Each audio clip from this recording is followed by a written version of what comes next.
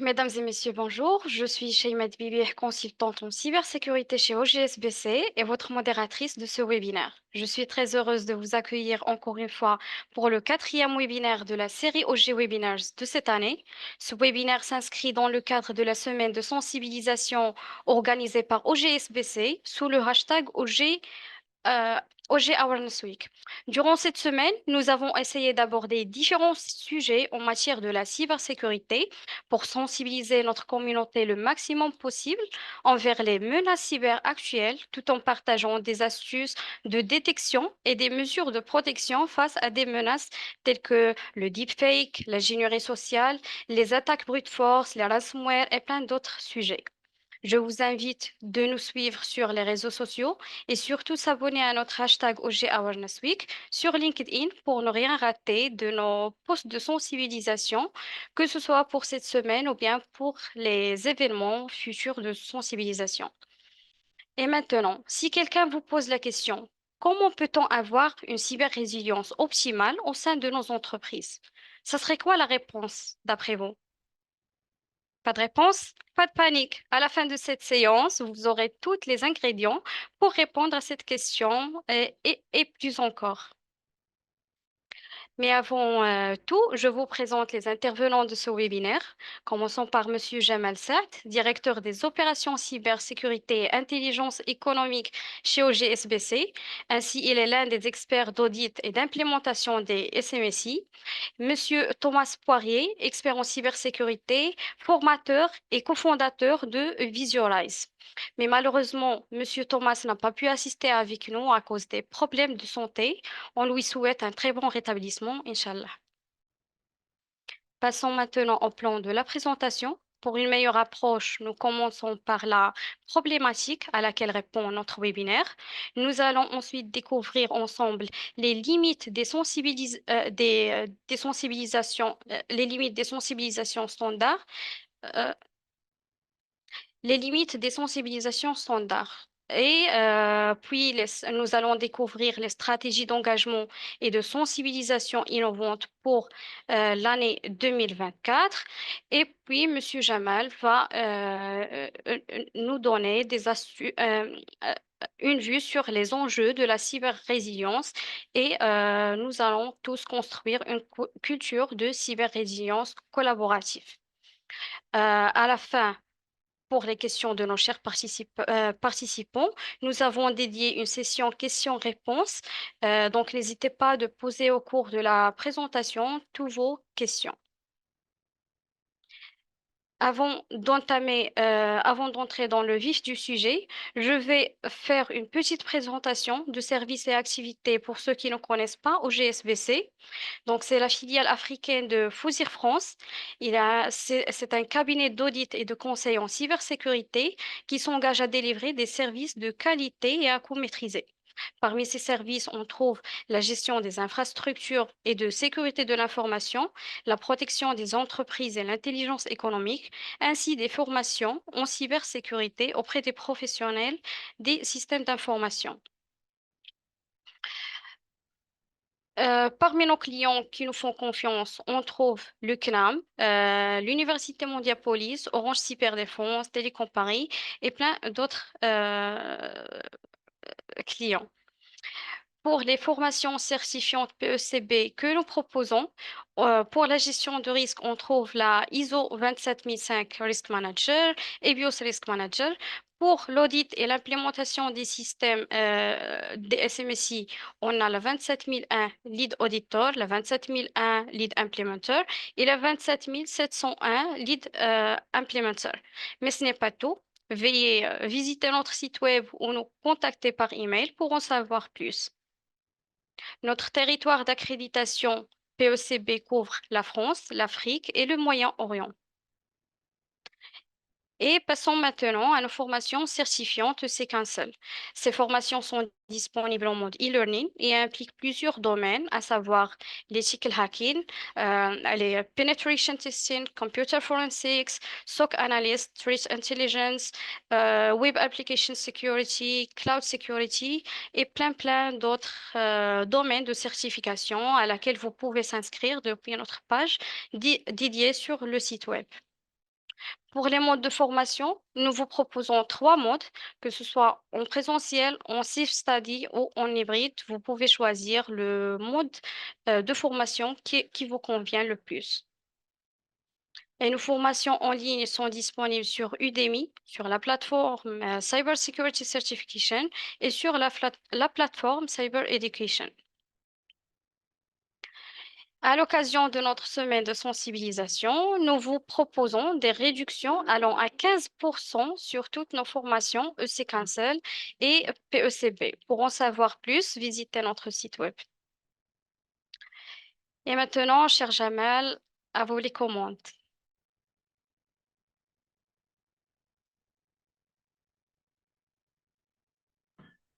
Rebonsoir à vous tous et bienvenue. Donc, je vais prendre le relais de ma collègue Shema. Merci beaucoup, Shema. Je t'en prie. Donc, est-ce que tu m'as autorisé de partager? Oui. Donc, je vais partager l'écran. Je peux partager l'écran. Je vais juste ouvrir la présentation. Et puis, donc, n'hésitez surtout pas à poser vos questions, hein. C'est le plus important pour moi. J'aime pas trop parler, j'aime plutôt répondre à des questions. Ok. Donc, je veux quand même parler assez rapidement. Et puis, on répond à des questions sur la sensibilisation ou autre. Tac, tac, tac, tac, tac, tac, tac. Est-ce que là, c'est bon? Tac. Je partage mon écran et vous me dites si vous voyez mon écran maintenant. Est-ce que c'est OK? Schéma, est-ce que vous voyez mon écran? Oui, oui, Jamal. C'est parfait. C'est parfait. Donc, nous allons parler un peu sur les problématiques. Les problématiques sont nombreuses. Bien sûr, déjà, on vit dans l'ère de la digitalisation. C'est-à-dire déjà, structurellement, nous sommes dans une société qui est pratiquement, dans le monde entier, va vers la digitalisation. Qui dit digitalisation pense vulnérabilité et qui dit digitalisation pense menace. Donc, lorsque je pense menace et je pense vulnérabilité, je pense à des risques. Quand je pense à des scénarios de risques, si ces scénarios de risque deviennent une réalité, eh bien, je parle des incidents en cyber. Supposons ces incidents en cyber ont eu des impacts énormes et ils ont arrêté notre activité, on parle d'une crise. Donc, on a affaire à la gestion d'une crise. Et je peux vous dire, et moi qui interviens dans les enquêtes suite à des incidents, des enquêtes de type gouvernemental, hein, je peux vous dire qu'on n'a que ça en ce moment. En ce moment, on n'a que des attaques malveillantes. Que des attaques malveillantes. Et donc, si je veux parler du paysage de cybermenaces, surtout lorsque je dis il est en constante évolution, je peux vous dire que moi qui a commencé il y a très longtemps dans ce domaine, ils étaient très gentils. Ils étaient très gentils. On a passé de Script Kids qui veut s'amuser à un cyberterroriste qui veut tuer. En passant bien sûr avec des mafieux, en passant par des activistes, en passant par des hackers, en passant par les Advanced Perfect Threat. On est passé donc d'un script kids qui veut s'amuser à un cyberterroriste qui veut tuer. Donc la menace, elle est là.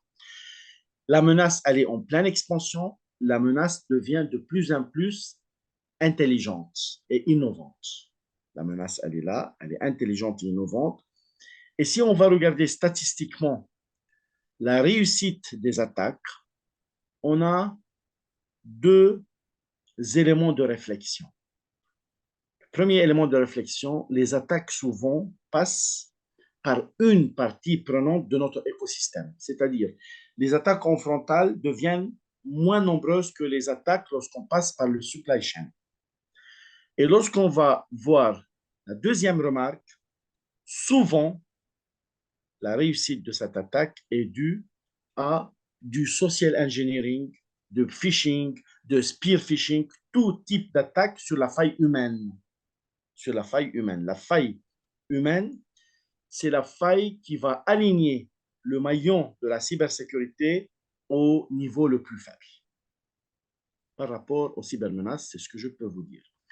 Après le coût croissant des cyberattaques, oui, mais justement, les dernières statistiques ont démontré que les coûts des cyberattaques par rapport à des délits dans le virtuel ont dépassé les délits en réel.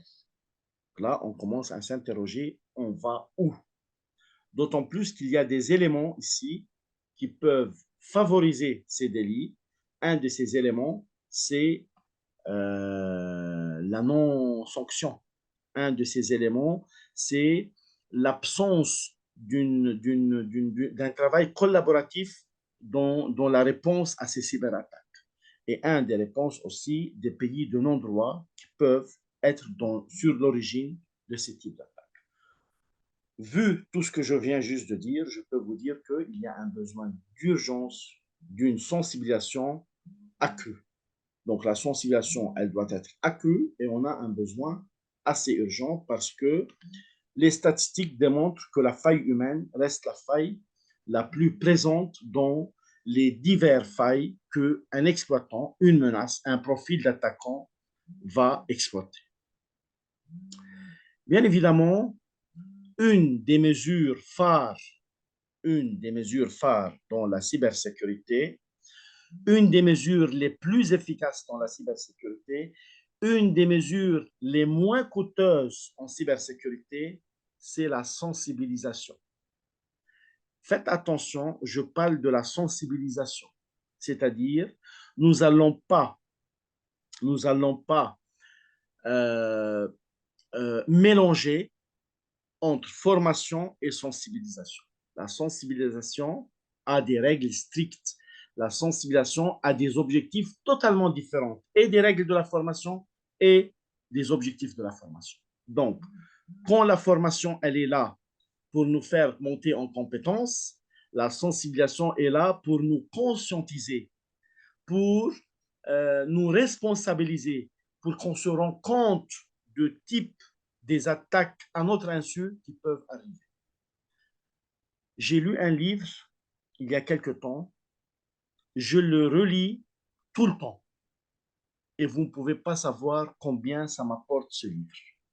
Ce livre est intitulé L'art de la supercherie. L'art de la supercherie, de plus grand hacker au monde, qui est hélas décédé il y a à peine un an, Kevin Mitnick. Kevin Mitnick, il a écrit un livre merveilleusement bien sur les approches que nous pouvons avoir pour exploiter les failles humaines. Donc, lorsqu'on voit ce livre, on se rend compte que l'approche traditionnelle de la sensibilisation ou de la formation n'est pas bon. Il faut vraiment que la sensibilisation soit intégrée à une culture d'entreprise. C'est-à-dire quoi? C'est-à-dire c'est pas un pot qu'on va le faire tous les ans, ou c'est pas une action ou un projet qui est ponctuel. C'est une culture, c'est c'est une manière de penser, c'est c'est un savoir-être et savoir-faire et savoir pratiquer avec le cyberspace. Quand je dis le cyberspace, tout ce qui touche à la cybersécurité. Et quand je dis cybersécurité, tenez-vous bien, si je veux vraiment définir la cybersécurité, c'est la protection des individus, c'est la protection des sociétés, des entités, des organismes, et c'est la protection des États. Contre quoi? Contre les cyber-risques. Les cyber-risques, les premiers cyber-risques, ou la première menace, ou la première action de la menace pour les cyber-risques va viser la faille humaine. Je vous parle de toute connaissance de cause parce que dans ma vie professionnelle, depuis maintenant presque 30 ans, je ne sais pas combien de centaines de projets de gestion de risque j'en ai géré. Et toujours, la faille est humaine. Et c'est pourquoi j'œuvre depuis quelque temps à rendre l'homme le maillon fort de la chaîne de la cybersécurité. Je ne supporte plus entendre dire oui, mais l'homme est le maillon faible. Donc, œuvrons-nous tous à le rendre le maillon fort. Et cela est possible.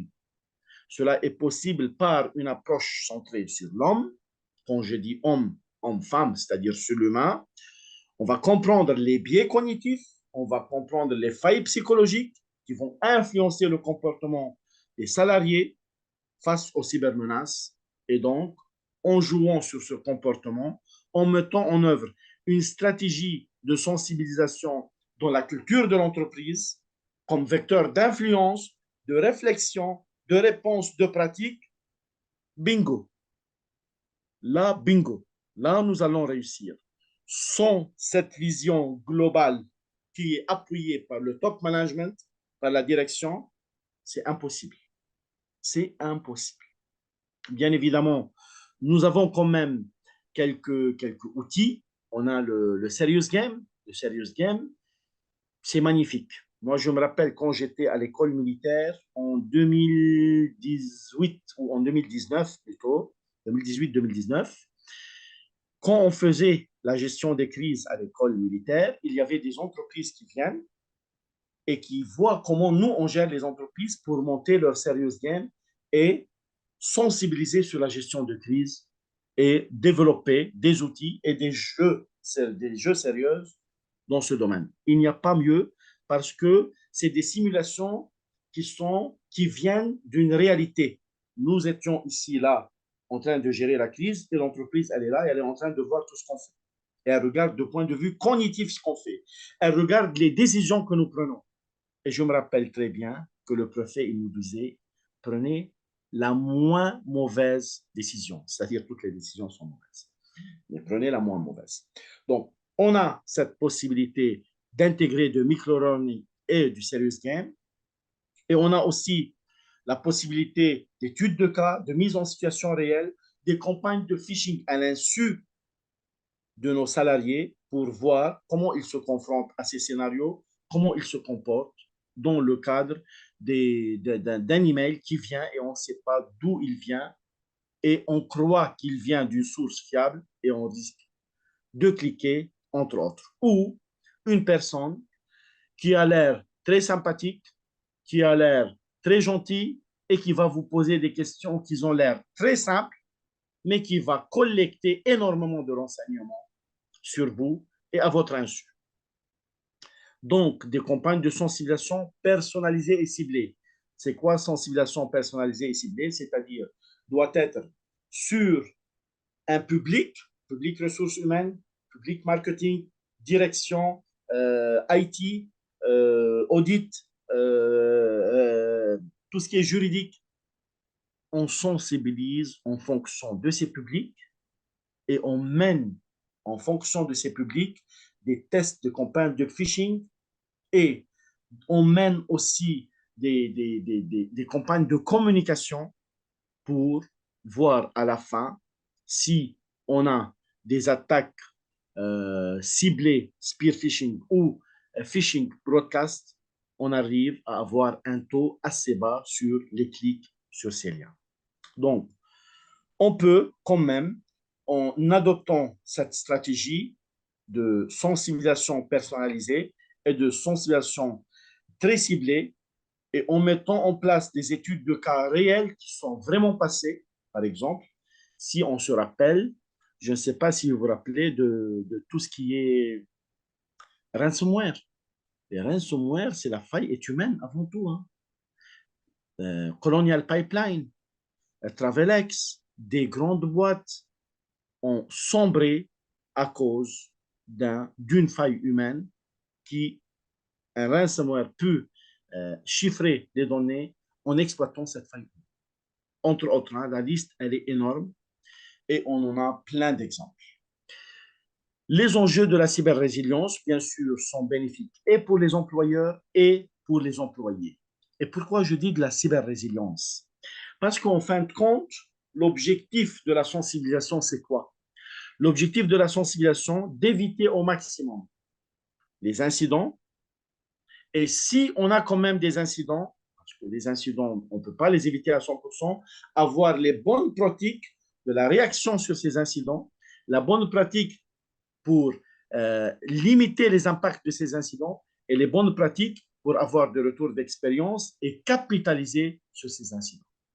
Donc, en fin de compte, la sensibilisation, c'est surtout pour répondre à des problématiques de la cyber-résilience et permettre donc la continuité d'activité de notre entreprise. Et là, on parle pour les employeurs, la protection des données et des actifs stratégiques. Les données et les actifs stratégiques sont le carburant d'un système d'information. Si nous ne protégeons pas ces données, leur exactitude, leur confidentialité, leur disponibilité, leur intégrité, si on ne regarde pas leur traçabilité, nous ne pouvons absolument pas atteindre les objectifs de nos missions. Absolument pas. Donc, les data et les actifs stratégiques, une des biens, c'est les biens les plus chers, les plus valorisants pour protéger. Bien sûr, cela dit, il faut mettre en place aussi la continuité d'activité. Donc, savoir, même lors d'un cyberattaque, continuer à travailler, même en mode dégradé, mais au moins, on reste quand même en train de produire, même si on est en mode dégradé et même si la production a baissé de rythme. Et puis, bien évidemment, et ça, c'est un super bon dimension de la cyber-résilience, c'est les exigences réglementaires. Les exigences réglementaires qui viennent de plus en plus appuyer la cyber-résilience, appuyer la cybersécurité. Tout ce qui est mis ici, le RGPD, le NIS2, le DORA, le RGS, la LPM, la directive 95, la loi sur la cybersécurité, la directive police et justice, la directive PNR, tout ce que je viens juste de citer exige une analyse des risques. Lorsqu'on dit exige une analyse de risque, une des mesures phares lorsqu'on fait de l'analyse de risque, qui est transverse et qui s'applique partout, c'est la sensibilisation de l'homme, la sensibilisation de l'humain. Bien évidemment, pour les employés, cela va leur permettre d'avoir un environnement de travail plus sûr, plus serein, une motivation, possibilité d'acquérir aussi des bonnes pratiques, des bons réflexes et bien sûr la sécurité de l'emploi parce que, comme je l'ai dit tout à l'heure, un ransomware, et c'est le cas, ou n'importe quel autre type d'attaque qui fait mal peut aboutir à la faillite de l'entreprise et tous les employés vont se retrouver au chômage. Donc, œuvrons ensemble, qu'on soit un RSSI, qu'on soit dans la DSI, qu'on soit un risk manager, qu'on soit un développeur, qu'on soit un salarié lambda, qu'on soit un technicien, qu'on soit un consultant cybersécurité, quoi que nous soyons, nous devons faire impliquer la direction. Parce que sans le leadership de la direction, sans une communication active sur l'importance de la cybersécurité, de la cyberrésilience, de la sensibilisation de l'humain, nous irons loin. Nous irons pas loin si on ne le fait pas et nous irons loin si nous le faisons. Donc, il faut le faire pour qu'on ira loin, mais si on ne le fait pas, nous irons pas loin. Favoriser une communication ouverte et transparente. Oui, la communication, c'est un processus qui va appuyer la sensibilisation. On communique sur un incident qui est venu et comment on l'a résolu et qu'est-ce qu'il faut faire la prochaine fois. On communique sur nos bonnes pratiques des risques. On communique sur une certification que nous avons mis en place. Nous communiquons sur des bonnes pratiques par des fiches d'incidents spécifiques, du DDoS, du ransomware, du phishing, du rogue, etc. Tout cela aussi favorise la sensibilisation de l'humain. Et bien évidemment, il faut mettre à jour régulièrement toutes ces actions de sensibilisation. Pourquoi?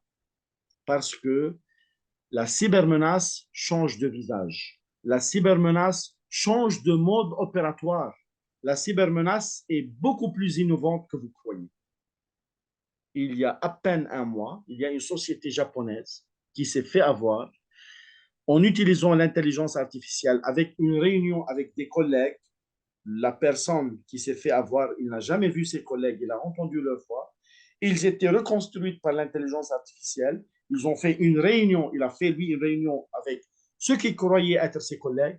Il a versé, je pense, 13 millions de dollars et c'était de l'arnaque au président. D'ailleurs, en parlant sur l'arnaque au président, je vous conseille vivement d'aller regarder un film qui est intitulé Je compte sur vous. Le film Je compte sur vous a été inspiré d'une histoire vraie. C'était un certain Gilbert Chikli, qui est l'inventeur de l'arnaque au président et qui est actuellement en prison et qui a vraiment impacté les sociétés de plusieurs, je pense, 30 ou 40 millions d'euros. Je compte sur vous et un film que si vous les mettez à vos collaborateurs, eh ben, vous allez les sensibiliser parce qu'il est inspiré d'une histoire vraie. Tapez Gilbert Chikli ou tapez Je compte sur vous et là, vous allez voir que c'est un film que je vous conseille vivement de le regarder. Bien évidemment, pourquoi pas ne pas mettre aussi un système de récompense sur les bons comportements, de retour d'expérience et bien évidemment toute action qui favorise collectivement la prise de conscience de la faille humaine, la prise de conscience de tout ce qui peut être une vulnérabilité et être à l'origine d'un incident sur lequel l'entreprise va payer trop cher. Merci beaucoup. J'espère que je n'ai pas resté très longtemps parce que je préfère plus répondre à des questions que bavarder.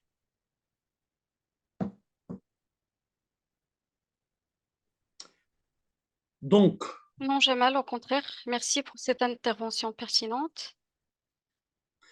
euh, Je pense qu'il Abdul y a une Wali, question.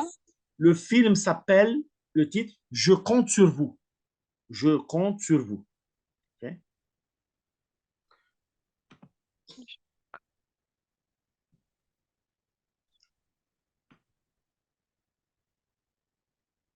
Alors, excusez-moi, j'ai levé la main.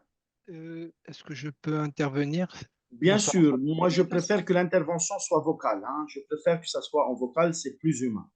Oui, Euh, allez, go, go, go. alors,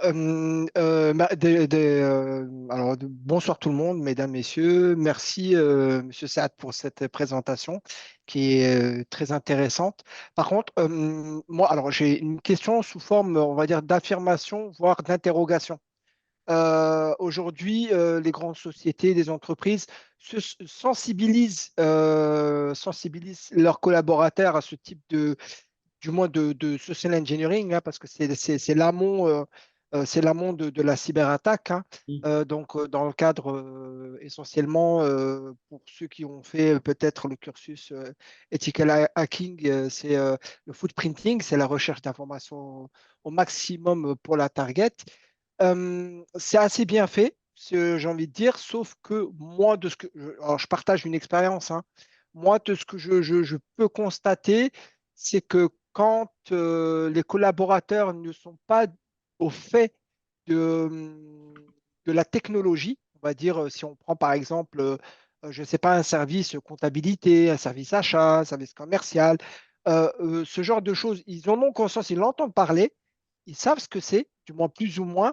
Par contre, ça leur passe, on va dire, c'est pas prioritaire. Donc, je pense qu'il n'y a pas assez de communication dans ce sens-là. Mais au-delà de ça, je pense, alors je ne sais pas s'il y a parmi vos collaborateurs ou parmi vos collègues, Monsieur Saad, ils y ont pensé. Moi, je constate, en tout cas, moi qui voyage un peu, je constate que le travail, le travail n'est pas fait au niveau, j'ai envie de dire, étatique. Si on prend par exemple la France, le Maroc, alors je ne sais pas si le Maroc, l'État du Maroc, le Royaume du Maroc sensibilise la population par rapport à ce type de cyberattaque, surtout sur la partie footprinting, sur la partie hameçonnage, sur la partie social engineering. En tout cas, moi, ce que je vois en France, il n'y en a pas beaucoup. En tout cas, je vois pas de spot, ou en tout cas très peu de spots télévisés où on dit voilà, faites attention parce que vous risquez de perdre vos données, vous risquez de perdre de l'argent si vous répondez à ce type d'arnaque ou ce type d'hameçonnage. Moi, je pense que c'est au niveau de l'État que ça doit se jouer au travers des campagnes publicitaires, voire des animations très, très ludiques. Il faut, je pense, hein, il faut que ce soit fait de telle manière à ce que soit c'est ludique, soit c'est, on va dire, humoristique, de telle sorte à ce que la personne, peu importe le niveau social, peu importe le niveau d'études, peu importe ce qu'elle fait, la personne, homme, femme, enfant, puisse être happée par ce type d'information. Donc, moi, je pense que c'est à ce niveau-là que ça doit se jouer en premier lieu. D'ailleurs, chaque pays, c'est la responsabilité de l'État de sécuriser ces systèmes d'information, soit pour les entreprises ou étatiques. Mais nous, par exemple, on voit en ce moment en France des campagnes de phishing au travers des réseaux sociaux, au travers du phishing, au travers des mails, sur beaucoup sur les impôts. En ce moment, on a les déclarations d'impôts. Il y a beaucoup d'hameçonnages, il y a beaucoup de gens qui se font avoir. Et hélas, moi, je constate que l'État réagit uniquement quand, on va dire, le mal est déjà fait, mais pas en amont. Donc, qu'est-ce que vous pensez de cette idée où justement il faudrait justement mettre en place des systèmes ou des campagnes, on va dire, d'information et de sensibilisation plus ludiques. J'insiste sur le mot ludique, hein, parce que quand c'est imposé, ben, l'être humain il est réfractaire au changement, tout le monde le sait, ça va lui passer au-dessus de la tête, il va passer à autre chose jusqu'au jour où il se fait avoir. Donc, être ludique, voir utiliser, par exemple, je ne sais pas, des humoristes ou des petites campagnes, par exemple, Gad Elmaleh, Jamel Debbouze, je ne sais pas, je donne des idées comme ça à la volée pour justement apporter un effet très concret à la population de masse, j'ai envie de dire. Donc, voilà. Oui, Ben Ali. Déjà, merci beaucoup pour ton intervention qui est très intéressante, sur laquelle je valide à 100%. Donc, tes éléments de réflexion, ce sont des éléments de réflexion que je l'ai déjà présentés à pas mal de comités en France lors des cercles de réflexion. Et moi, j'avais proposé à l'époque l'équivalent des carnets comme lorsqu'on fait des aides pour apprendre une langue, on fait des carnets pour aider sur quelques heures à sensibiliser les personnes ou, comme tu l'as dit, comme on fait des spots télévisés sur la sûreté, les accidents de voiture, pourquoi ne Tout à pas le fait, faire sur la sensibilisation et la cybersécurité? tout à fait. Bien sûr, c'est un acte étatique, d'autant plus que, comme je l'ai dit, lorsque je parle de la cybersécurité, je ne parle pas seulement des incidents qui vont euh, jouer sur la création de la valeur et qui vont limiter cette création de la valeur, voire la tuer, mais on peut aussi parler de la souveraineté d'un État. Donc, je suis entièrement d'accord avec toi. Ben, c'est des réflexions qui se font. À vrai dire, au Maroc, il y a peu de temps, il y a eu pas mal de campagnes de sensibilisation sur les données à caractère personnel et j'ai trouvé ça super, à la télé, entre autres. Donc, le Maroc, il a quand même mis en place ces spots. C'était très bien réussi. Bon, le problème, c'est que ça ne doit pas être ponctuel, ça doit être récurrent, ça doit être dans notre ADN, ça doit être avec une transversalité et de l'innovation dans la manière de faire. Mais ça a été fait au Maroc et je salue l'État marocain qui l'a fait. Tout à fait, c'est très très bien. Juste un petit point que j'avais oublié, il y a Oui. aussi la partie scolaire en primaire déjà, sensibiliser les enfants, voire peut-être, bon j'exagère peut-être la primaire, mais aujourd'hui les enfants sont très précoces, ils ont tous un téléphone très tôt. Je pense qu'au Maroc ça doit être la même chose, en tout cas moi qui suis algérien, je vois des enfants de 8-10 ans en Algérie qui ont déjà des smartphones. Donc, et ce serait bien aussi au niveau scolaire, au niveau éducation nationale, qui prennent ce sujet, on va dire, j'ai envie de dire à bras-le-corps, mais au moins pour déjà former des générations futures et limiter la casse dans 10, 15, 20 ans dans les générations suivantes, quoi. Je suis Voilà. entièrement d'accord avec toi. En œuvre, chacun il fait ce qu'il peut faire, mais je pense que nous devons attendre peut-être un crash assez mondial pour que on aura vraiment cette prise de conscience d'une manière globale étatique. J'espère que ça ne sera pas le cas, mais ça va venir certainement. Hélas, Merci oui. beaucoup. Merci à vous, monsieur. Merci. Qui va poser Allô? d'autres questions? Oui, Allô, allô. oui, oui. Bonjour Oui, Jamal. Monsieur Yongo. Bonjour, bonjour, je vous écoute. C'est Jamel, vous m'entendez? Oui, Ok. oui, je vous écoute très bien. Bonjour Jamal. Je t'ai connu à travers Udemy, j'avais commandé 2 ou 3 formations et là je me retrouve face to face, d'accord? C'est Jamel mais avec ND, d'accord? Je suis sur le col d'Alger, Uh-huh. d'accord? C'est juste dans le cadre de la sensibilisation, d'accord? Moi personnellement, je suis un responsable de sécurité SSI, d'accord? Et ça ne m'a pas empêché donc de jumper sur votre webinaire, d'accord? Donc, c'est l'importance qu'on doit donner, c'est-à-dire au niveau du top management d'ailleurs. Je rejoins donc notre ami Ben Ali, c'est ça, c'est lui qui avait commenté, qui avait posé une question. Dans le cadre de la sensibilisation, je pense qu'il faut, au niveau des entreprises, parce que c'est au niveau des entreprises qu'on peut instaurer un système de gouvernance par rapport à la cybersécurité, NISMS, etc. et tout. Et quand on respecte les directives, un des piliers de la cybersécurité, c'est la sensibilisation. Et tirer profit de ce vecteur-là, à l'intérieur de l'entreprise, nous avons des pères de famille, des mères de famille, des gens célibataires qui ont des petits frères, des petites sœurs, d'accord? Dans le cadre de l'entreprise, faire de la sensibilisation, pas orientée seulement employée, mais une sensibilisation orientée citoyenne, d'accord? Pour faire le relais au niveau de la famille, quitte qu'au niveau de l'entreprise, faire aussi des tutos, faire de la sensibilisation, des vidéos présentées à des gens, des techniques pour sensibiliser même les enfants. D'accord? C'est dans la continuité de la sécurisation. D'accord? Je ne vous cache pas plus tard qu'il y a 48 heures, ben, j'ai rassemblé 60 cadres au niveau de l'auditorium de l'entreprise. C'était pour 1 heure, avec la présence du premier responsable, le CIO, et c'était une sensibilisation sur l'usage des réseaux sociaux. D'accord? Excellent. TikTok, Facebook, LinkedIn. Donc, quelles sont les bonnes pratiques pour sécuriser? Je suis allé même à donner des astuces aussi pour réduire l'addiction aussi aux réseaux sociaux. D'accord? Je pense que c'est dans la continuité et chacun, à la limite, doit faire un effort personnel au niveau de l'entreprise, surtout les gens qui sont responsables de la partie SSI, hein, que ce soit au niveau opération ou au niveau gouvernance. Et espérons qu'au niveau des États, il y aura des stratégies, d'accord, qui font que, moi je vois des stratégies maintenant où on parle officiellement de sensibilisation des cadres d'entreprise, d'accord, qu'on va gérer comme de petits gamins qu'il faut sensibiliser. Et c'est quelque chose qui est au niveau État, d'accord. Je pense que le big jump ne va pas se faire rapidement, mais je pense que c'est la somme de petits pas qui vont permettre, d'accord, ça ça va pas arriver qu'aux autres, d'accord? L'histoire du corona nous a montré, d'accord? Ça n'arrive pas qu'aux autres. On a vu l'Italie qui a été fermée, les gens faire du violon sur le Balkan, mais après, tous les pays ont été touchés. L'Afrique du Nord, l'Afrique de l'Ouest, tiers-mondiste, pas tiers-mondiste. Et je pense que le retour expérience de la pandémie Covid-19, d'accord, va aider aussi à sensibiliser les gens. Ça n'arrive pas qu'aux autres.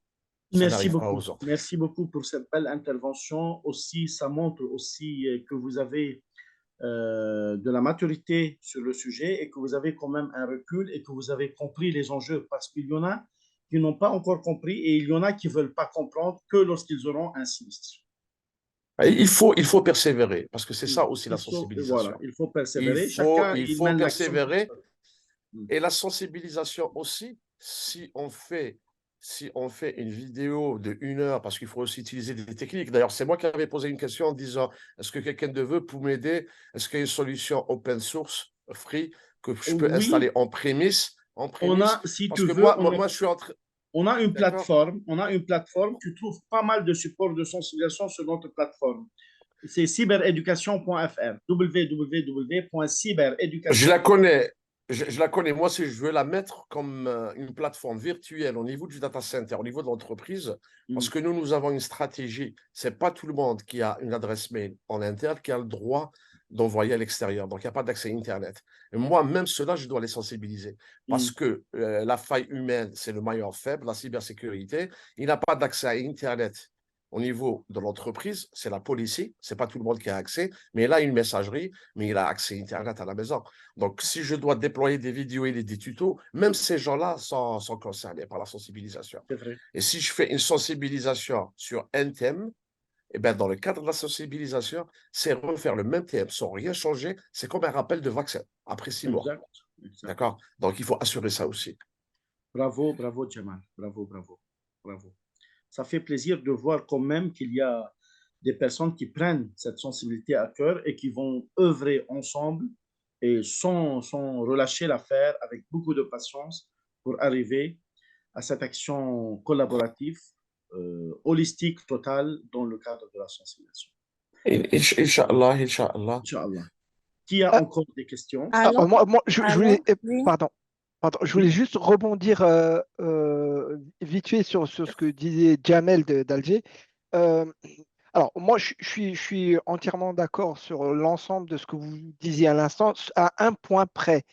L'enjeu ne se situe pas, comment dire, que dans l'entreprise, parce qu'aujourd'hui, je pense que dans les grandes entreprises, les petites et les moyennes entreprises, il y a de la sensibilisation, voire même Non, obligatoire. non, je suis tout à fait d'accord. Je suis tout à fait d'accord. Jamel, non, non, je suis tout à fait d'accord. Je te dis juste que le monde il n'est pas parfait. Donc, on essaie de Oui, profiter de l'entreprise pour externaliser les actions en dehors de l'entreprise parce que les employés sont des pères de famille, sont des mères de famille, ah, etc. Mais je suis et tout à fait d'accord avec toi. et C'est c'est là, juste. pardon, Ah oui, pardon, non, non, je suis pardon, d'accord, hein. pardon, c'est là où je voulais en venir. C'est le fait que tu dises que c'est, oui, les collaborateurs, ce sont des pères de famille, des mères de famille, des frères, des sœurs, ce qu'on veut, ok, d'accord. Mais ce qu'il faut savoir, c'est qu'ils restent dans le cadre professionnel. Donc, après, si on part du principe que ce sont des cadres ou des agents de maîtrise ou autres, on exclut pour l'instant la partie industrielle et prestataire de services, hein, et les sociétés de services. Mais quand on regarde des cadres, un cadre, c'est quoi? Il va arriver à 9 heures à son bureau, il va faire son boulot, il va être sensibilisé, ok, d'accord. Oui, ça va l'impacter, ça va l'imprégner. On est d'accord sur ce Mhm. principe-là. Par contre, quand il sort de chez lui, moi, personnellement, je suis ingénieur expérimenté. Je t'avoue que quand je sors du bureau, moi, je peux entendre parler du travail. Tu vois ce que je veux dire? J'ai une vie Mhm. privée en dehors du travail et j'ai pas envie de penser à ça. Donc, c'est pour ça que moi, mon intervention, elle était plus dans le sens, quand je disais étatique, oui, dans le sens où l'État doit faire des campagnes ludiques, mais vraiment assez, on va dire, j'ai envie de dire bêtes presque, de telle sorte à ce que ça imprègne dans la rétine du citoyen, de telle sorte à ce que, Ah, ah, le message ah, ludique, t'as vu. je Voilà, tu vois ce suis que je tout veux à dire? fait d'accord. C'est Non, plus je ça. suis tout à fait d'accord avec toi à 120%. D'accord? Et pour relayer ton message, il y a un challenge par rapport à ça. Primo, en termes de retour expérience de Retex, d'accord, il y a Jamel Saad qui a donné des exemples au Maroc. Je vais donner des exemples en Algérie, par exemple, ici. Par moment, on fait passer des petites vidéos sur la télé. On a même un numéro vert qui s'appelle Allo Shorta. D'accord? Pour déclarer tout ce qui est harcèlement via les réseaux sociaux, etc., etc., etc. Maintenant, par rapport à l'action réelle qu'il faut mener, malheureusement, à la limite, toi, moi, même Jamel, peut-être nous n'avons pas les levées d'action parce qu'il faut influencer ici un truc au niveau étatique. Mais moi, ce que je me dis, dans le cadre des cercles de réflexion, dans les cadres, par exemple, disons, des commissions du numérique au niveau des différentes APN ou autres, d'accord, les assemblées nationales, Oui, oui, etc. l'Assemblée Les nationale. gens, Oui, là, oui. ces gens-là sont supposés faire du lobbying et communiquer des messages pareils, d'accord, pour que les gens, disons à la limite, pas légiférer, une loi ou autre, mais pousser les gens, pousser donc les institutions gouvernementales, d'accord, en général à travers le ministère de l'Intérieur ou autre, d'accord, à Mhm. faire des campagnes de sensibilisation, comme les campagnes qu'on a l'habitude de faire durant la saison estivale. On y faut tourner chaque jour après les informations. Attention, le drapeau vert, vous pouvez vous baigner, le drapeau rouge, Tout à fait, c'est tout pas à ça. fait. Exactement, je suis tout à fait d'accord avec toi. La seule chose, c'est que je comprends un peu ta frustration, c'est que le citoyen lambda, même l'expert lambda, d'accord, même Jamal Saad, par exemple, d'accord, est-ce que nous avons les levées d'action? Mais c'est un travail communautaire d'experts dans le cadre, comme je l'avais dit, des commissions scientifiques, des commissions interministérielles ou à l'intérieur des APL, où il faut mélanger le privé et le public aussi, d'accord? Il faut faire du lobbying pour toucher les bonnes personnes, pour élever la voix concernant le topic dont tu es en train de parler, d'accord? C'est important. Merci à toi. Merci.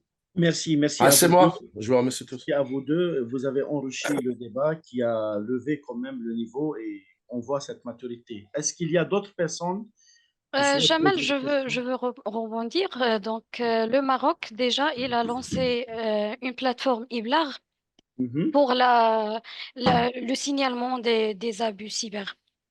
Excellent. Très Voilà. bien. C'est Ça voilà, va être en super. ligne prochainement, oui. C'est une super Donc, bonne chose. Merci beaucoup.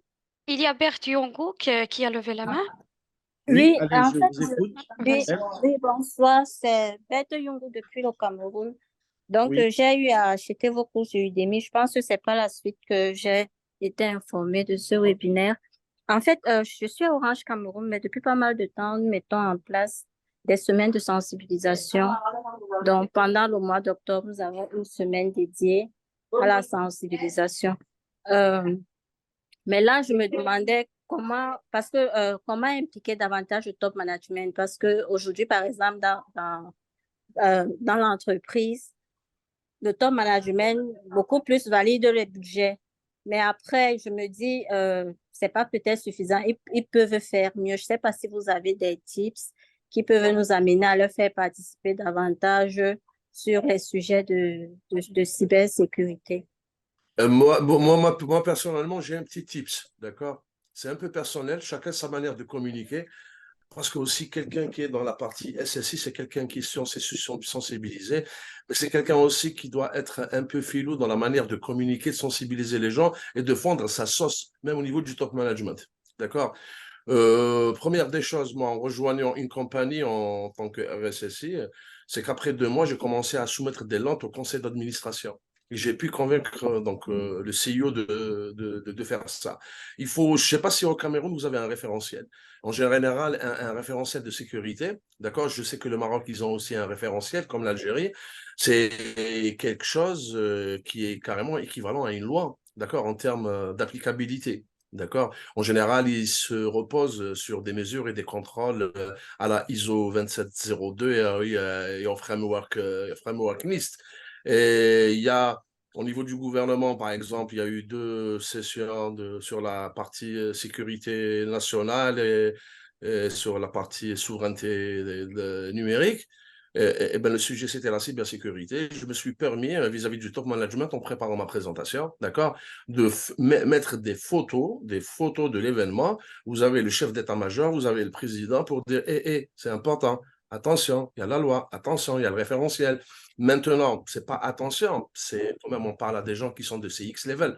Il faut savoir communiquer, d'accord.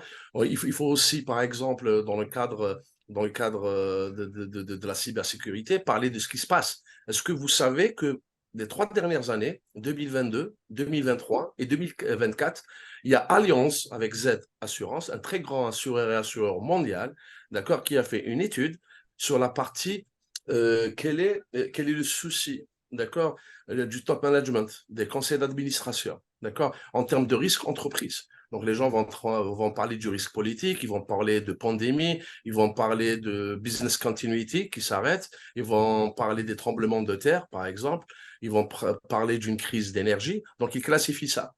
Donc, sur une enquête qui a visé presque 98 pays et territoires et environ pour chaque année plus de 2500 risk managers, vous savez en 2022, en 2023 et 2024, quel est le risque top 1? Vous savez que c'est cyberincident. On n'est pas en train de parler de cybersécurité, on est en train de parler business. On est en train de parler de sociétés qui sont cotées en Nasdaq, d'accord, au CAC 40, d'accord. Quand on part chez un décideur, quand on part chez le boss de Coca-Cola ou de Ford ou autre, d'accord, le risque numéro un qui fait pas, où les gens ont peur, ils n'arrivent pas à dormir, d'accord? C'est pas une crise politique, parce que j'ai investi en Afrique de l'Ouest, il peut y avoir des changements politiques, il peut y avoir des États qui sont en renverse. Eh bien, depuis 2022, c'est Cyber Incident Number One. Et en 2021, et 2021 spécifique, en 2021, c'était le number 3. Après le business continuity et le Covid, c'est tout à fait normal. D'accord? Puis il reprend 2022, 2023, 2024, 34% des réponses. Top 1, le cyberincident. Donc, il faut aussi utiliser, comme l'a dit Jamal Said, il faut donner des exemples, des entreprises, un ransomware, un phishing, on a fait du chantage, l'entreprise a payé 20 millions de dollars, 10 millions de dollars, d'accord? Il faut aussi donner des analyses contraires. concrètes qui sont faites donc par des compagnies très importantes. Et c'est une manière, en fin de compte, de se sensibiliser et c'est une manière, en fin de compte, de faire impliquer les top managers. J'espère avoir aidé par rapport à ça Je parce que valide les à gens doivent 100%. s'impliquer. Je valide à 100% ta réponse, Jamal. Donc, pour synthétiser, pour madame, donc pour Berthe, pour synthétiser, il y a plusieurs leviers pour inciter le top management à le faire. Le premier, comme il l'a dit par excellence, c'est tout ce qui est réglementation et référentiel. Là, ce n'est pas un choix, c'est une exigence réglementaire ou légale. La deuxième, tout ce qui est contractuel, tu peux l'exiger par des contrats à ton écosystème. Et puis la présence des personnes matures comme Jamal ou comme Ben Ali ou comme toute personne qui est là, qui eux, ils vont sensibiliser la direction sur ces problématiques. Ils vont conscientiser la direction sur ces problématiques, d'autant plus que c'est des exigences. Lorsque demain, tu vas faire une certification, par exemple ISO 27001 ou n'importe quelle autre certification dans la cybersécurité, il y a des exigences que la sensibilisation soit faite à tous les niveaux de l'entreprise. Donc voilà, c'est pour synthétiser la réponse de John. Okay? Ok, d'accord, merci beaucoup. Je vous en prie. Est-ce qu'il y a d'autres questions? Jean-Aimé, Jean-Aimé, je t'écoute. Allô, allô? Oui, Oui, allô, allô. Jean-Aimé. Bonjour, bonjour Jamal. Alors, Bonjour. j'étais Bonjour tout le monde. Bonjour tout le Bonjour. monde Ouais, aussi. bonjour tout le J'étais- monde. C'est Jean-Aimé qui parle, je crois, non? C'est Oui, Jamel, je ne vais pas Jean-Aimé. couper. Ouais. Ok, ok, ça marche. Donc, j'étais connu comme mon formateur à l'IPREC, hein. Ça remonte à Ah longtemps. oui, oui, j'ai oublié. J'ai oublié. Ouais, super. Donc voilà, c'était là pour te dire félicitations et puis te dire que on continue, hein, le maître reste le maître. Euh, alors, pour parler de notre sujet d'aujourd'hui, alors je voulais dire que effectivement, tu as parlé de la sensibilisation, tu as parlé de l'importance de faire de l'homme le maillon fort, ce qui est une réalité, on ne va pas revenir là-dessus. C'est les gros enjeux aujourd'hui. On a parlé aussi des différentes mises en œuvre de programmes de sensibilisation. Je voulais peut-être qu'on aborde l'aspect évaluation des résultats, c'est-à-dire que comment on peut mesurer l'atteinte des objectifs suite à une campagne de sensibilisation. Surtout aussi, pour toi, quelle a été l'une des manières de sensibiliser qui a été la plus efficace pour toi? Laquelle a produit des résultats? Bien entendu, c'est relatif, hein, ça dépend du public, du contexte, du niveau de maturité de l'entreprise ou du public qui est visé, mais de ton expérience, laquelle a été la plus porteuse des résultats et comment tu as pu évaluer ces résultats-là et comment on manœuvre un PDCA, hein, tu sais, plan d'outils, acte de l'amélioration continue sur de la sensibilisation, ciblé à la sensibilisation. Je vais m'arrêter là, j'espère que... Merci, Jean-Aimé. Tu étais à quelle année à l'IPREC, Ouh, alors je vais te dire ça. à peu près? Oui, c'était en 2016, hein, je crois. 2016. 2016-2017, oui. Oui, bah, le temps passe vite. Le Le temps passe. temps passe très, très vite. Ça me fait plaisir d'avoir une personne très mature qui vient de l'IPREC. Surtout l'IPREC, je le tenais à cœur avec Victor. Oui, Bah, merci beaucoup pour ta question et je veux te dire globalement comment il faut faire. Déjà, je veux vous faire un retour d'expérience. Je vais vous faire un retour d'expérience. C'était dans une banque, bah, elle est connue, la BNP. C'était en 2017. D'ailleurs, c'était en 2017. On faisait avec deux entreprises en France des campagnes de sensibilisation. Donc, on a commencé au début par faire du phishing, bien sûr, en accord avec la direction. On était à peu près 65% de taux d'ouverture des fichiers ou de cliquer sur le lien. On a travaillé pendant 6 mois. On est arrivé quand même à 7% de taux d'ouverture. Mais par contre, je me rappelle très bien que avant d'arrêter, on a fait une très grande cochonnerie humaine et on a envoyé un fichier, on l'a appelé salaire 2017 et 3 minutes après, on a envoyé que surtout personne n'ouvre pas ce fichier et on est monté à une 40% à peu près de taux d'ouverture. Ça prouve quoi? Ça prouve qu'il faut jouer sur la curiosité et sur les biais cognitifs de l'homme. tout à Il fait, faut qu'on vise ça. tout à Ce n'est fait. pas de la formation. Moi, je pense personnellement, il faut que le programme soit un programme de sensibilisation. Il ne faut pas qu'il soit un programme de formation. Il y a une grande différence. Formation, c'est monter en compétence, c'est ce que nous avons fait ensemble à l'IPREC. Sensibiliser, c'est conscientiser, responsabiliser et toucher le biais cognitif, la Tout à fait, psychologie de l'homme. Ça, tout c'est à la fait. première chose. Mais aussi, il faut ajouter il faut segmenter les publics. Je ne peux pas sensibiliser une personne à la ressource humaine comme je sensibilise la direction ou comme je sensibilise quelqu'un qui est à l'IT ou dans le marketing. Donc, il faut aussi avoir ce découpage de profilage, ce profilage pour cibler la sensibilisation à un profil, parler sa langue, ou lui montrer que, Ok. oui, Non, tout à fait, j'approuvais, j'étais en train voilà, d'acquiescer. voilà, donc, voilà cela. Et puis, comme je l'ai dit tout à l'heure lors de l'intervention, il faut que ce soit dans la culture de l'entreprise. Ça, d'une part. Et puis, comme tu l'as dit, il faut absolument mesurer. Le mesurage est très important pour savoir est-ce qu'on a atteint les objectifs de la sensibilisation ou on était à côté de la plaque, ou on les a atteints à 60% ou autre. Et cela, moi, lorsque je fais ça, j'envoie à un public leur avis sur la sensibilisation qui a été faite. Je leur dis, qu'est-ce que vous en pensez? Comment on peut améliorer cette sensibilisation?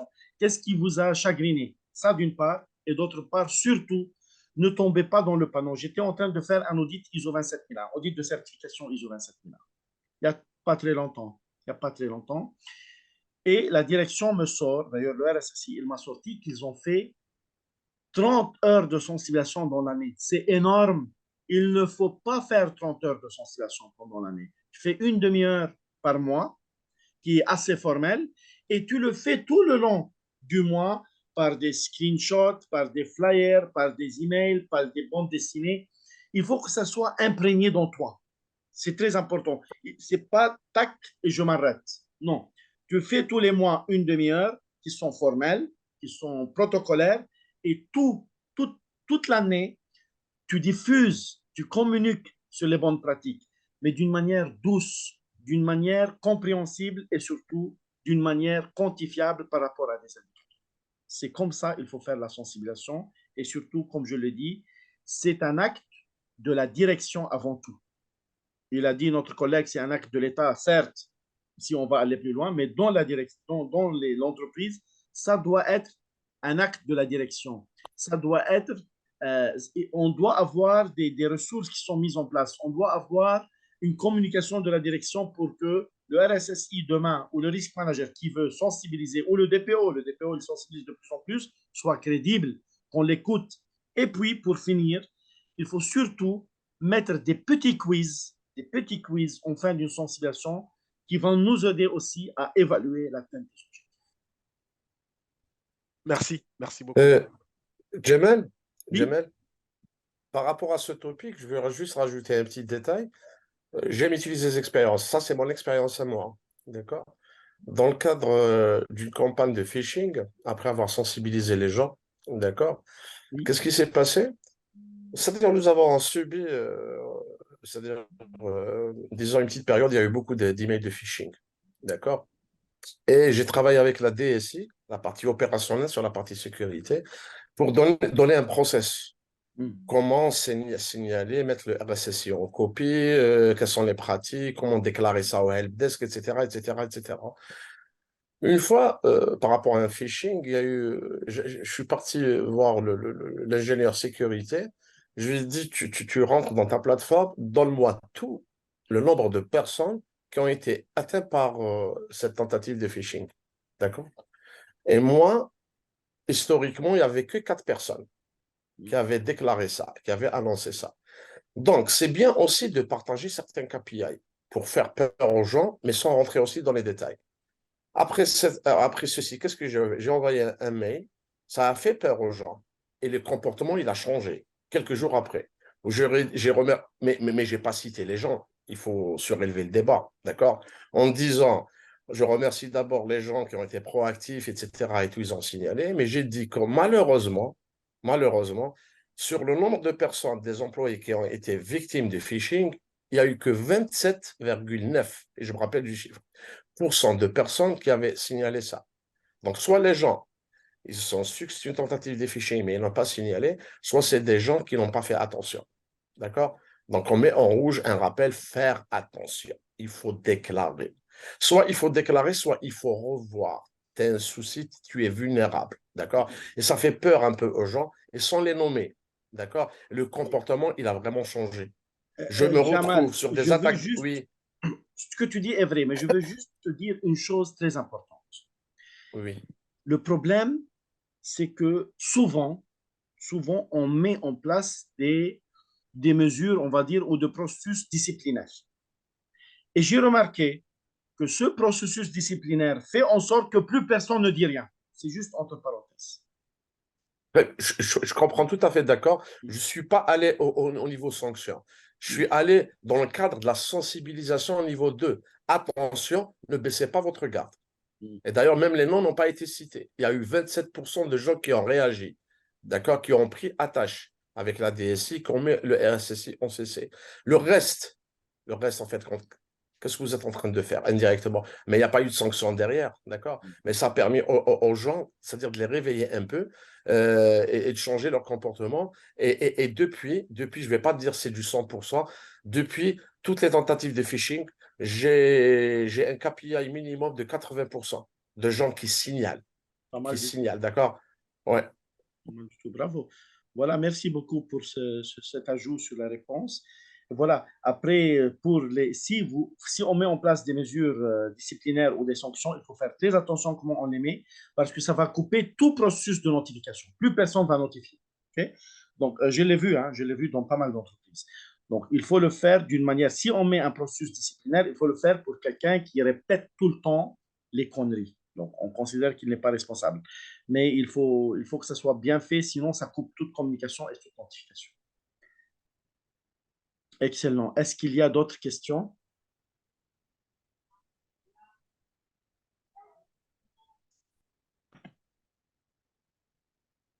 Bien sûr, les serious games, par exemple, quelque chose de ludique, ça marche très bien sûr, Ben Ali.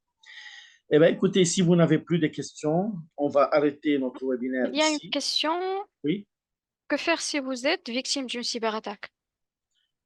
Bon, ça, ce n'est pas dans le sujet de la sensibilisation, mais déjà, est-ce que nous sommes qui? Qu'est-ce qu'on fait si nous sommes qui? Est-ce que je suis un salarié? Est-ce que je suis dans l'équipe de réponse sur l'incident? Est-ce que je suis le RSSI? Est-ce que je suis la direction? Donc, c'est une question sur laquelle la réponse est hyper large. Le plus important dans le cas d'une cyberattaque, c'est que tout le monde soit informé pour que les bonnes mesures soient prises à chacun en fonction de ses niveaux et l'escalade fonctionnelle soit faite. Mais là, c'est hyper large cette question. Okay? C'est bon, je pense qu'il n'y a plus de questions. Eh bien, écoutez, merci beaucoup. Shaima, le prochain webinaire, ce sera sur quel sujet? Nous n'avons pas Ok, encore donc, précisé. de toute Donc, façon, nous allons attendre les propositions de notre communauté. ok. Et puis, bien sûr, comme d'habitude, vous envoyez le support à tout le monde. Merci à tous les intervenants. Bien sûr, Merci. Ça me fait plaisir de voir des personnes matures. Ça m'a fait plaisir les interventions de Jamal et de Ben Ali. Ça m'a fait plaisir de revoir aussi un ancien de l'IPREC dont je tiens beaucoup à cœur. Et ça m'a fait plaisir de voir pas mal de personnes que je connais personnellement. Je vous embrasse, vous tous, et je merci. dis à très, très bientôt. Allez, ciao. Merci à tout le monde. Merci. Bye bye. Merci à vous, merci. Bye bye.